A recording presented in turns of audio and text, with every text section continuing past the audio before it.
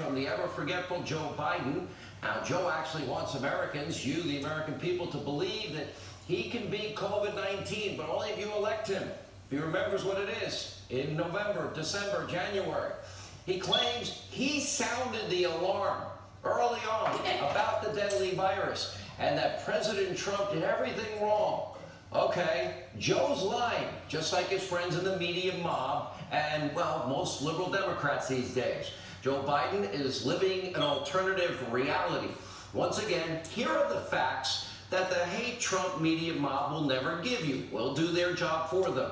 In late January, just days before the president issued what was the unprecedented China travel ban and first quarantine in 50 years, 10 days after the first identified case in this country, well, Biden's top advisor, his name is Ron Klain.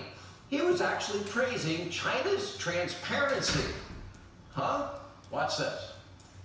I think what you have to say about China is it's been more transparent and more candid than it has been during past outbreaks, though still there are problems with transparency and candor. Oh, okay, remember, so it's the same China where zero experience Hunter Biden got the sweetheart $1.5 billion deal from the Bank of China. You know, not Deutsche Bank, not Goldman Sachs, not Chase. No, that would be Joe Biden, Hunter, his son. Quid pro quo Joe sucking up to Hunter. He's compromised by China. Peter Schweizer has identified this in detail. And so on January 28th, 3 days before the president's travel ban, just 7 days after the first identified case, the same Biden health advisor said that he opposed the travel ban. It was premature, but they were on top of it. That's what they said. Watch. Would you ban Chinese travelers from arriving in the United States? I wouldn't. I think that's premature. I think it's very important exchange, very important for trade and tourism, and the very, very few of those people will have it. What's more, you know, since this virus broke out, 250,000 people have come from China, so they're already here. And then one day before the president's travel ban, January 30th, top Biden health official Dr. Zeke Emanuel said everyone needed to stop panicking, stop being hysterical. Then on February 1st, that's the day that Biden, day after the travel ban was implemented, after 10 days, the first identified case of corona, well, Joe himself tweeted out that the travel ban was hysterical, xenophobia, and fear-mongering. On February 13th, top Biden advisor claimed, he tweeted that we are experiencing a fear epidemic, not a COVID-19 epidemic. Joe Biden himself called the president's aggressive COVID-19 response, the travel ban, the first quarantine in over 50 years, hysterical, xenophobia, fear-mongering on multiple occasions as late as March the 18th. And meanwhile, Joe Biden was still holding indoor rallies in the month of March, and he was doling out his world-famous creepy hugs. Remember those? He wasn't talking about social distancing. He wasn't wearing a mask. He wasn't coordinating an aggressive use of the Defense Production Act plan or sourcing PPE. And he was against the travel ban, against the quarantine, against the subsequent travel ban. Now, that likely saved at least hundreds and hundreds of thousands of Americans from contracting the virus, and God knows how many thousands of Americans from dying. And by the way, he didn't get to that until April. Get this, Biden's press secretary now, like Biden, blatantly lying and pretending that the ever-forgetful Joe was always in favor of the travel ban. That's called a lie. The ban that they called Joe multiple times, including late March, hysterical, xenophobic, fear-mongering. Take a look. You're saying that Joe Biden was for closing down travel from China when the president did it? Joe Biden has been clear, and I can send you the fact checks if they're helpful, Brett. Joe Biden has been clear that he was not against that travel ban. But he was for it?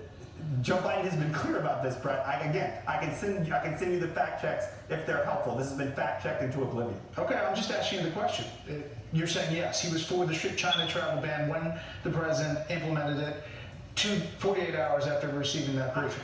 The important thing about the travel ban, yes or no? Yes or no? And I know, Brett, I know that you all like to cite the travel ban. I know the No, the president does. That's why I'm bringing it up. Obviously, it's going to be in the debate. Brett, hold on.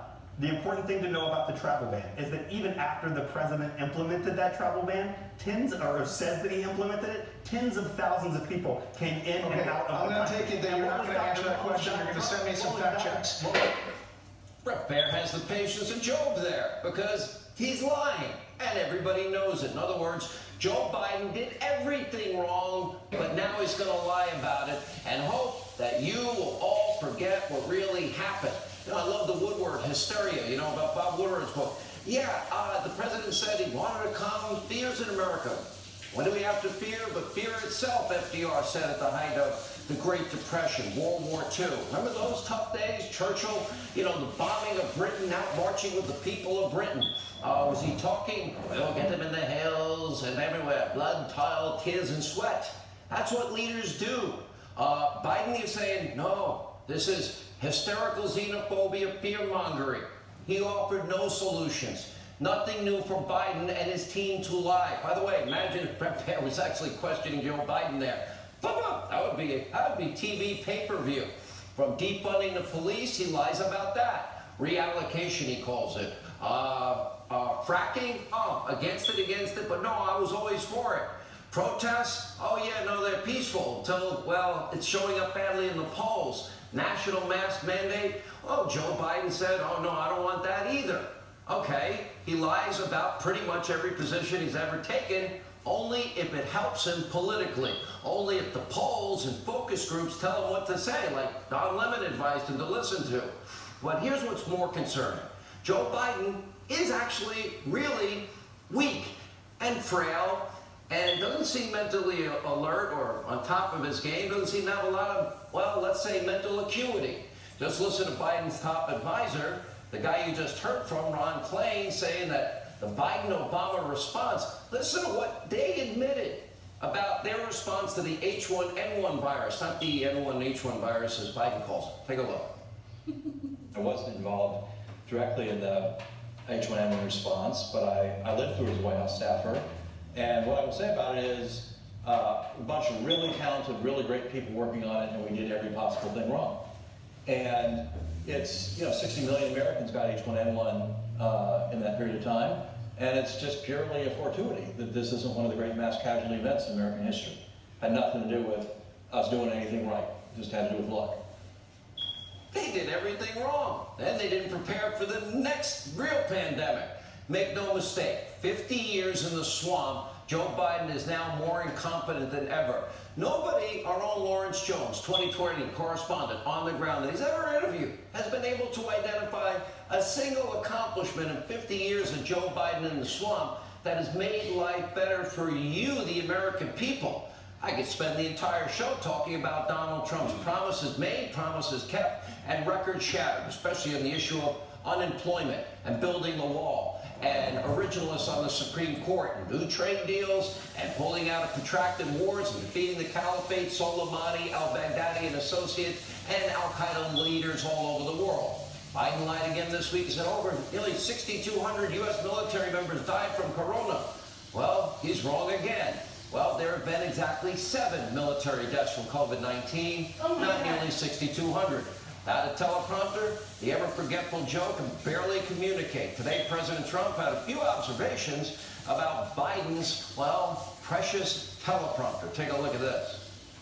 As we continue to follow the science-based approach to protect our people and vanquish the virus, Joe Biden continues to use the pandemic for political gain. Every time I see him, he starts talking about the pandemic. He's reading it off a teleprompter. I'm not allowed to use a teleprompter. Why is that, Phil?